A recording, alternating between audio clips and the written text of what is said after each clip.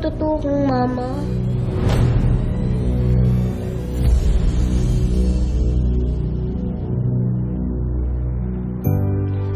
Oo. Oo, anak. Ako ang tunay mong mama.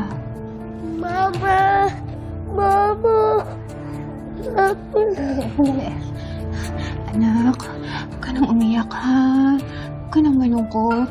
Patawarin mo ko, hindi ko agad nasabi sa'yo na ako ang tunay mong nanay. Bakit? Di mo po ba ako love? Naku, hindi anak. Mahal na mahal kita. Ikaw ang pinaka-importanting tao sa buhay ko. Gusto ko alam mo yun, ha? Tatandaan mo yun. Wala akong hindi gagawin. Wala akong hindi titiisin. Mabawi lang kita uli. Mag-isa ka lang ba? Paano mo ba nalaman na ako ang tunay mong nanay? Narinig ko po kasi si Daddy and Mommy.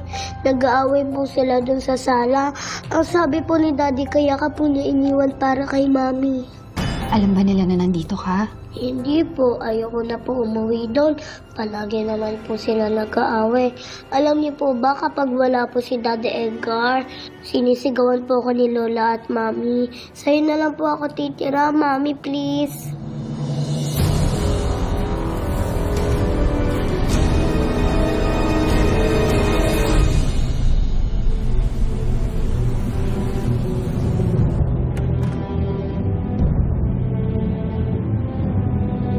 Bianca?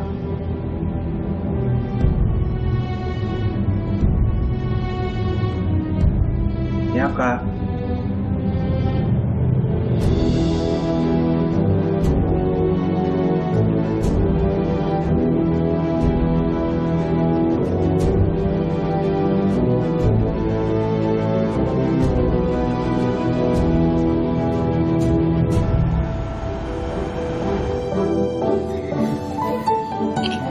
Sarap talaga magluto si Mama Carla, no?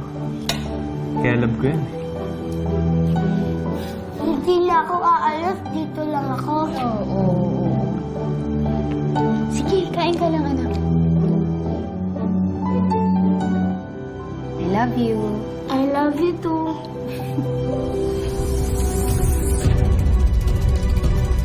Bianca? Edgar, sandali lang. Edgar, yung bata! Edgar, kumalma ka. Kumakain lang yung bata. Kumakain? Kinidnap niya yung anak ko. Bianca, let's go home. Daddy, stop it! Masakit! I'm still eating. I will stay with Mama Carla. I will stay with Mama Carla. Edgar, ganito. Pag-usapan na lang muna natin ng maayos. Yung mahinahon, nakaupo tayo, patapusin mo muna siya kumain. Bianca, Carla is not your mom. Kaya let's go na. Daddy, stop it! Natatakot na ako. Narinig ko po kayo ni Mami Gabiara. Nag-aaway po kayo. I will stay here. Anak, Carla is not your mom. Kaya let's go. Tara na. Daddy! Edgar, respeto ka naman. Andiyan yung bata. Uy! Edgar! Sorry, anak. Ako ang sumira sa pamilya natin. Sorry. Sorry. Sorry, natakot ka, anak.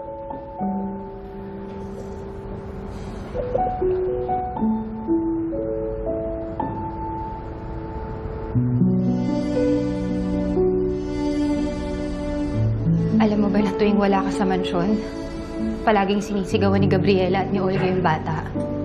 Yung anak natin. Umuwi ka na muna sa mansyon. Ayusin niyo muna yung away ng mag-asawa.